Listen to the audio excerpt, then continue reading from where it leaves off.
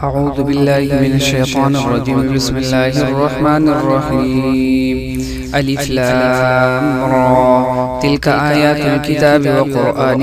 مبين. ربما يود الذين كفروا لو كانوا مسلمين، ذرهم يأكلوا ويتمتعوا ويلههم الأمل فسوف يعلمون. وما أهلكنا من قرية إلا ولها كتاب معلوم، ما تسبق من أمة أجلها وما يستأخرون. فقالوا يا أيها الذي نزل عليه الذكر إنك لمجنون، لو ما تأتينا بالملائكة إن كنت من الصادقين. ما ننزل الملائكة إلا بالحق وما كانوا إذا منظرين. إنا نحن نزلنا الذكر وإنا له لحافظون. ولقد أرسلنا من قبلك في شيع الأولين، وما يأتيهم من رسول إلا كانوا به يستهزئون. كذلك نسلكه في قلوب المجرمين، لا يؤمنون به وقد خلت سنة الأولين. ولو فتحنا عليهم بابا من السماء فظلوا فيه يعرجون لقالوا إنما سكرت أبصارنا بل نحن قوم مسحورون. ولقد جعلنا في السماء بروجا وزيناها للناظرين وحفظناها من كل شيطان رجيم إلا من استرق السمع فأتبعه شهاب مبين. والأرض مددناها وألقينا فيها رواسي وأنبتنا فيها من كل شيء موزون وجعلنا لكم فيها معايش ومن لستم له برازقين. وإن من شيء إلا عندنا خزائنه وما ننزله إلا بقدر معلوم. وأرسلنا الرياح لواقح فأنزلنا من السماء ماء فأسقيناكموه وما أنتم له بخازنين. وإنا لنحن نحيي ونميت ونحن الوارثون. ولقد علمنا المستقدمين منكم ولقد علمنا المستأخرين. وإن ربك هو يحشرهم إنه حكيم عليم. ولقد خلقنا الإنسان من صلصال من حمأ مسنون. والجان خلقناه من قبل من نار السموم. وإذ قال ربك للملائكة إني خالق بشرا من صلصال من حمأ مسنون. فإذا سويته ونفخت فيه من روحي فقعوا له ساجدين. فسجد الملائكة كلهم أجمعون إلا إبليس أبى أن يكون مع الساجدين. قال يا إبليس ما لك ألا تكون مع الساجدين؟ قال لم أكن لأسجد لبشر خلقته من صلصال من حمأ مسنون. قال فاخرج منها فإنك رجيم وإن عليك اللعنة إلى يوم الدين. قال رب فأنظرني إلى يوم يبعثون. قال فإنك من المنظرين إلى يوم الوقت المعلوم. قال رب بما أغويتني لأزينن لهم في الأرض ولأغوينهم أجمعين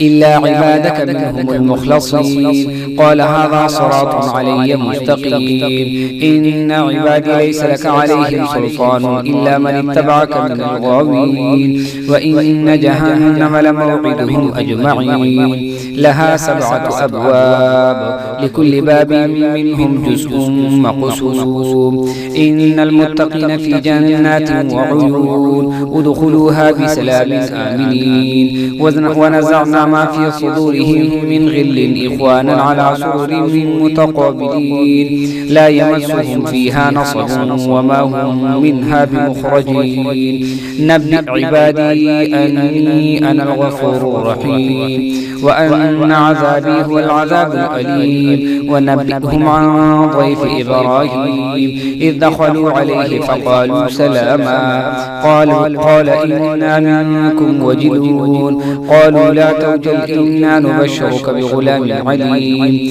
قال أبشرتموني على أن مسني الكبر فبم تبشرون قالوا بشرناك بالحق فلا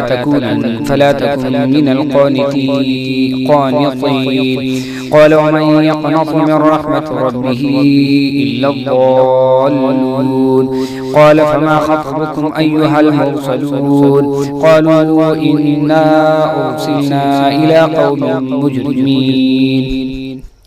إلا آل لوط إنا لمنجوهم أجمعين إلا امرأته قدرنا إنها لمن الغابرين فلما جاء آل لوط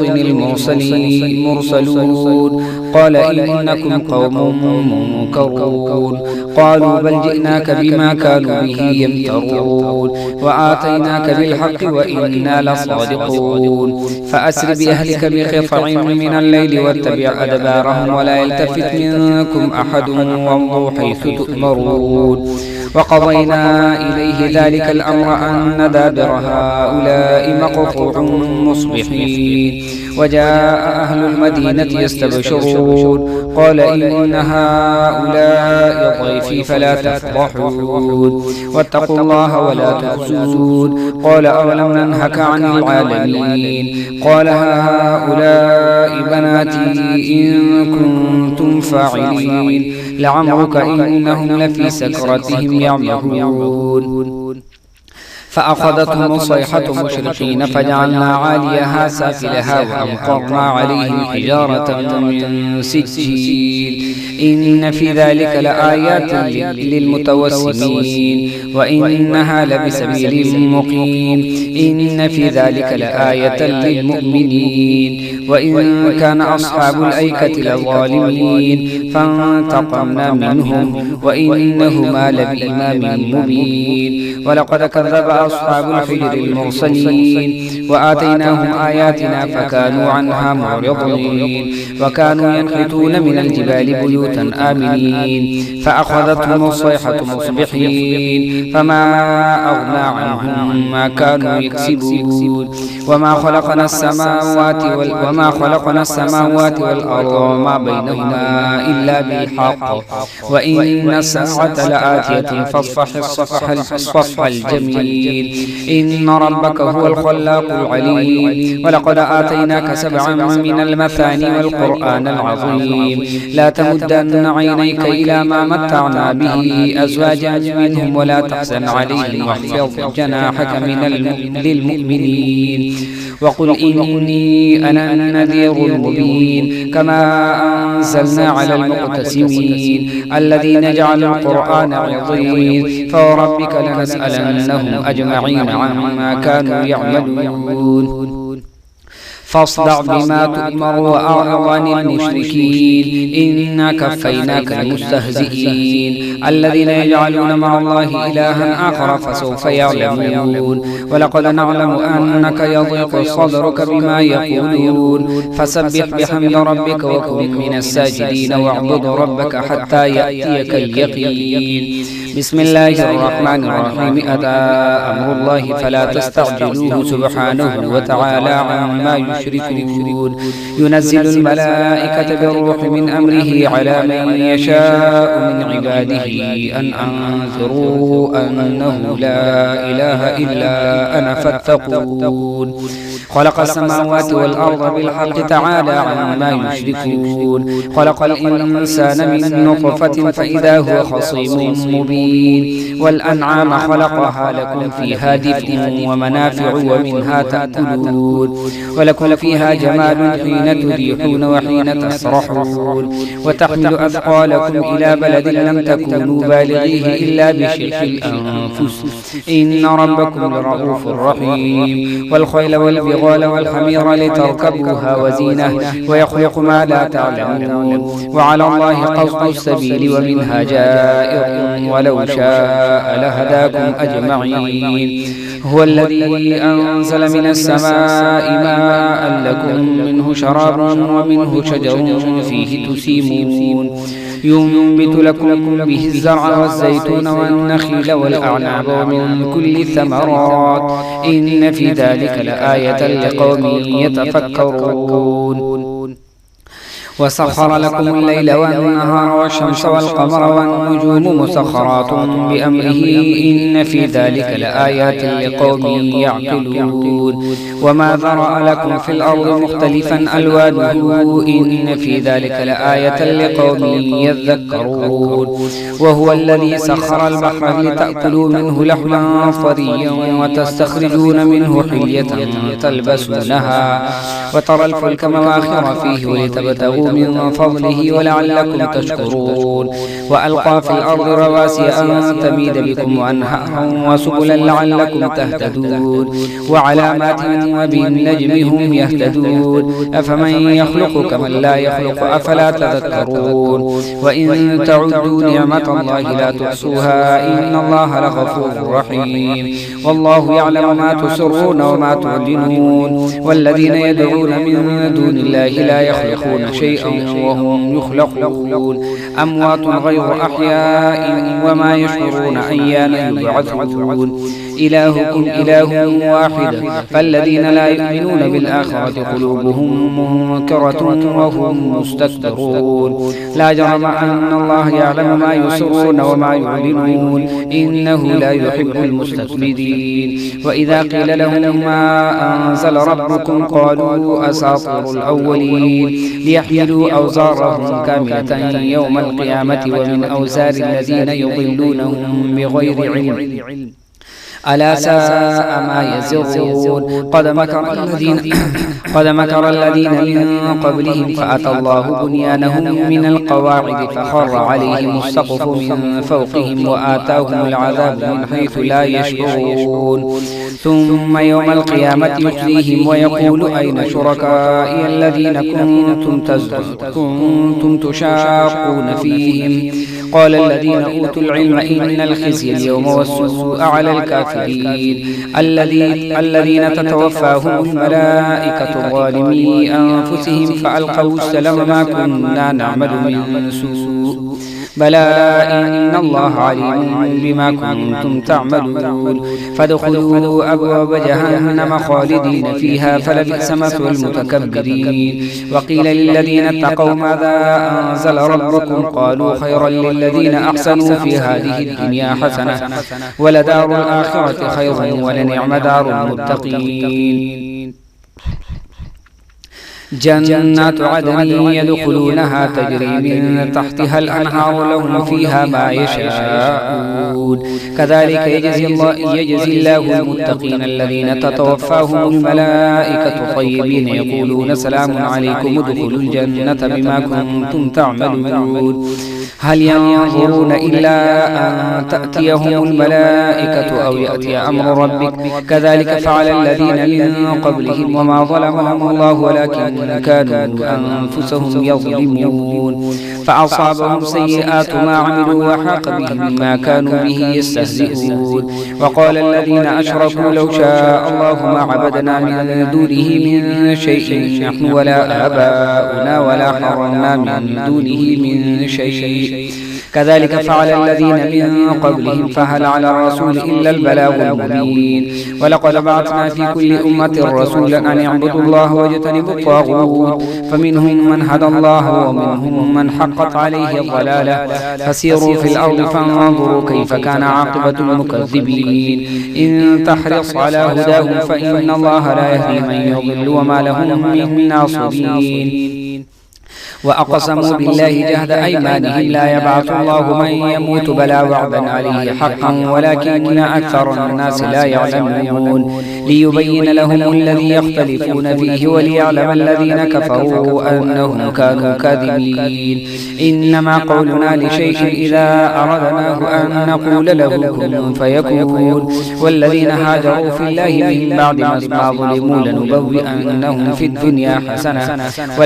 ولأجر ولأجر الآخرة أكبر لو كانوا يعلمون الذين صبروا وعلى ربهم يتوكلون وما أرسلنا من قبلك إلا رجالا نوحي إليهم فاسألوا أهل الذكر إن كنتم لا تعلمون بالبينات والزبر وأنزلنا إليك الذكر لتبين للناس ما نزل إليهم ولعلهم يتفكرون أفأمن الذين مكروا السيئات أن يخسف الله بهم الأرض أو يأتيهم العذاب من حيث لا يشعرون أو يأخذهم في تقلبهم فما هم بمعجزين أو يأخذهم على تخوف فإن ربكم لرؤوف رحيم أولم يروا إلى ما خلق الله من شيء يتفيأ ظلاله عن اليمين والشمائل سجدا لله وهم داخرون ولله يسجد ما في السماوات وما في الأرض من دابة والملائكة وهم لا يستكبرون يخافون ربهم من فوقهم ويفعلون ما يؤمرون وقال الله لا تتخذوا إلهين اثنين إنما هو إله واحد فإياي فارهبون وله ما في السماوات والأرض وله الدين واصبا أفغير الله تتقون وما بكم من نعمة فمن الله ثم إذا مسكم الضر فإليه تجأرون ثم إذا كشف الضر عنكم إذا فريق منكم بربهم يشركون ليكفروا بما آتيناهم فتمتعوا فسوف تعلمون ويجعلون لما لا يعلمون نصيبا مما رزقناهم تالله لتسألن عما كنتم تفترون ويجعلون لله البنات سبحانه ولهم ما يشتهون وإذا بشر أحدهم بالأنثى ظل وجهه مسودا وهو كظيم يتوارى من القوم من سوء ما بشر به أيمسكه على هون أم يدسه في التراب ألا ساء ما يحكمون للذين لا يؤمنون بالآخرة مثل السوء ولله المثل الأعلى وهو العزيز الحكيم ولو يؤاخذ الله الناس بظلمهم ما ترك عليها من دابة ولكن يؤخرهم إلى أجل مسمى فإذا جاء أجلهم لا يستأخرون ساعة ولا يستقدمون ويجعلون لله ما يكرهون وتصف ألسنتهم الكذب أن لهم الحسنى لا جرم أن لهم النار وأنهم مفرطون تالله لقد أرسلنا إلى أمم من قبلك فزين لهم الشيطان أعمالهم فهو وليهم اليوم ولهم عذاب أليم وما أنزلنا عليك الكتاب إلا لتبين لهم الذي اختلفوا فيه وهدى ورحمة لقوم يؤمنون والله أنزل من السماء ماء فأحيا به الأرض بعد موتها إن في ذلك لآية لقوم يسمعون وإن لكم في الأنعام لعبرة نسقيكم مما في بطونه من بين فرث ودم لبنا خالصا سائغا للشاربين ومن ثمرات النخيل والأعناب تتخذون منه سكرا ورزقا حسنا إن في ذلك لآية لقوم يعقلون وأوحى ربك إلى النحل أن اتخذي من الجبال بيوتا ومن الشجر ومما يعرشون ثم كلي من كل الثمرات فاسلكي سبل ربك ذللا يخلق من بطونها شراب مختلف ألوانه فيه شفاء للناس إن في ذلك لآية لقوم يتفكرون والله خلقكم ثم يتوفاكم ومنكم من يرد إلى أرذل العمر لكي لا يعلم بعد علم شيئا إن الله عليم قدير والله فضل بعضكم على بعض في الرزق فما الذين فضلوا براد رزقهم على ما ملكت أيمانهم فهم فيه سواء أفبنعمة الله يجحدون والله جعل لكم من أنفسكم أزواجا وجعل لكم من أزواجكم بنين وحفدة ورزقكم من الطيبات أفبالباطل يؤمنون وبنعمة الله هم يكفرون ويعبدون من دون الله ما لا يملك لهم رزقا من السماوات والأرض شيئا ولا يستطيعون فلا تضربوا لله الأمثال إن الله يعلم وأنتم لا تعلمون. ضرب الله مثلا عبدا مملوكا لا يقدر على شيء ومن رزقناه منا رزقا حسنا فهو ينفق منه سرا وجهرا هل يستوون؟ الحمد لله بل أكثرهم لا يعلمون. وضرب الله مثلا رجلين أحدهما أبكم لا يقدر على شيء وهو كل على مولاه أينما يوجهه لا يأتي بخير هل يستوي هو ومن يأمر بالعدل وهو على صراط مستقيم. ولله غيب السماوات والأرض وما أمر الساعة إلا كلمح البصر أو هو أقرب إن الله على كل شيء قدير. والله أخرجكم من بطون أمهاتكم لا تعلمون شيئا وجعل لكم السمع والأبصار والأفئدة لعلكم تشكرون. أولم يروا إلى الطير مسخرات في جو السماء ما يمسكهن إلا الله إن في ذلك لآيات لقوم يؤمنون. والله جعل لكم من بيوتكم سكنا وجعل لكم من جلود الأنعام بيوتا تستخفونها يوم ظعنكم ويوم إقامتكم ومن أصوافها وأوبارها وأشعارها أثاثا ومتاعا إلى حين. والله جعل لكم مما خلق ظلالا وجعل لكم من الجبال أكنانا وجعل لكم سرابيل تقيكم الحر وسرابيل تقيكم بأسكم كذلك يتم نعمته عليكم لعلكم تسلمون. فإن تولوا فإنما عليك البلاغ المبين يعرفون نعمة الله ثم ينكرونها وأكثرهم الكافرون. ويوم نبعث من كل أمة شهيدا ثم لا يؤذن للذين كفروا ولا هم يستعتبون. وإذا رأى الذين ظلموا العذاب فلا يخفف عنهم ولا هم ينظرون. وإذا رأى الذين أشركوا شركاءهم قالوا ربنا هؤلاء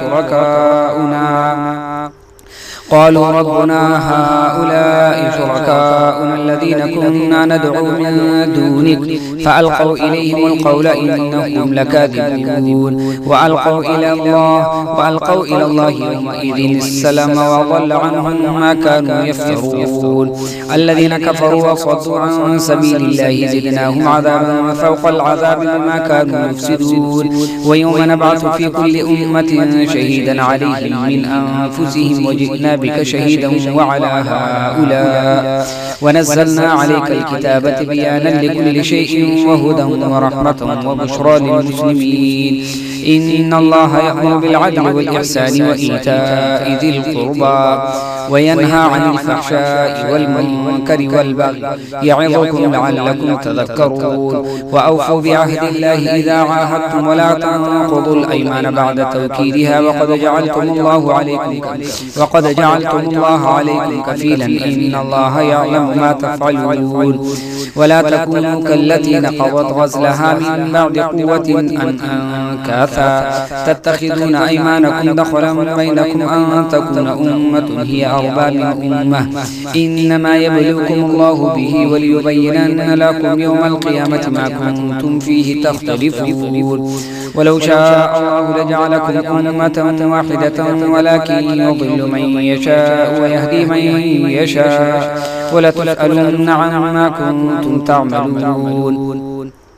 ولا تتخذوا أيمانكم دخلا بينكم فتزل قدم بعد ثبوتها وتذوقوا السوء بما صددتم عن سبيل الله ولهم عذاب عظيم. ولا تشتروا بعهد الله ثمنا قليلا إنما عند الله هو خير لكم إن كنتم تعلمون. ما عندكم ينفد وما عند الله باق ولنجزين الذين صبروا أجرهم بأحسن ما كانوا يعملون. من عمل صالحا من ذكر أو أنثى وهو مؤمن فلنحيينه حياة طيبة ولنجزينهم أجرهم بأحسن ما كانوا يعملون. فإذا قرأت القرآن فاستعذ بالله من الشيطان الرجيم إنه ليس له سلطان على الذين آمنوا وعلى ربهم يتوكلون إنما سلطانه على الذين يتولونه والذين هم به مشركون وإذا بدلنا آية مكان آية والله أعلم بما ينزل قالوا إنما أنت مفتر بل أكثرهم لا يعلمون قل نزله روح القدس من ربك بالحق ليثبت الذين آمنوا وهدى وبشرى للمسلمين ولقد نعلم أنهم يقولون إنما يعلمه بشر لسان الذي يلحدون إليه أعجمي وهذا لسان عربي مبين إن الذين لا يؤمنون بآيات الله لا يهديهم الله ولهم عذاب أليم إنما يفتري الكذب الذين لا يؤمنون بآيات الله وأولئك هم الكاذبون من كفر بالله من بعد إيمانه إلا من أكره وقلبه مطمئن بالإيمان ولكن من شرح بالكفر صدرا عليهم غضب فعليهم غضب من الله ولهم عذاب عظيم ذلك بأنهم استحبوا الحياة الدنيا على الآخرة وأن الله لا يهدي القوم الكافرين أولئك الذين طبع الله على قلوبهم وسمعهم وأبصارهم وأولئك هم الغافلون لا جرم أنهم في الآخرة هم الخاسرون ثم إن ربك للذين هاجروا من بعد ما فتنوا ثم جاهدوا وصبروا إن ربك من بعدها لغفور رحيم يوم يأتي كل نفس تجادل عن نفسها وتوفى كل نفس ما عملت وهم لا يظلمون وضرب الله مثلا قرية كانت آمنة مطمئنة يأتيها رزقها رغدا من كل مكان فكفرت بأنعم الله فأذاقها الله لباس الجوع والخوف بما كانوا يصنعون ولقد جاءهم رسول منهم فكذبوه فأخذهم العذاب وهم ظالمون فكلوا مما رزقكم الله حلالا طيبا واشكروا نعمة الله إن كنتم إياه تعبدون إنما حرم عليكم الميتة والدم ولحم الخنزير وما أهل لغير الله فمن اضطر غير باغ ولا عاد فإن الله غفور رحيم ولا تقولوا لم تصف ألسنتكم الكذب هذا حلال وهذا حرام لتفتروا على الله الكذب إن الذين يفترون على الله الكذب لا يفلحون متاع قليل ولهم عذاب أليم وعلى الذين هادوا حرمنا ما قصصنا عليك من قبل وما ظلمناهم ولكن كانوا أنفسهم يظلمون ثم إن ربك للذين عملوا السوء بجهالة ثم تابوا من بعد ذلك وأصلحوا إن ربك من بعدها لغفور رحيم إن إبراهيم كان أمة قانتا لله حنيفا ولم يكن من المسلمين شاكرا لأنعمه اجتباه وهداه إلى صراط مستقيم وآتيناه في الدنيا حسنة وإنه في الآخرة لمن الصالحين ثم أوحينا إليك أن اتبع ملة إبراهيم حنيفا وما كان من المشركين إنما جعل السبت على الذين اختلفوا فيه وإن ربك ليحكم بينهم يوم القيامة فيما كانوا فيه يختلفون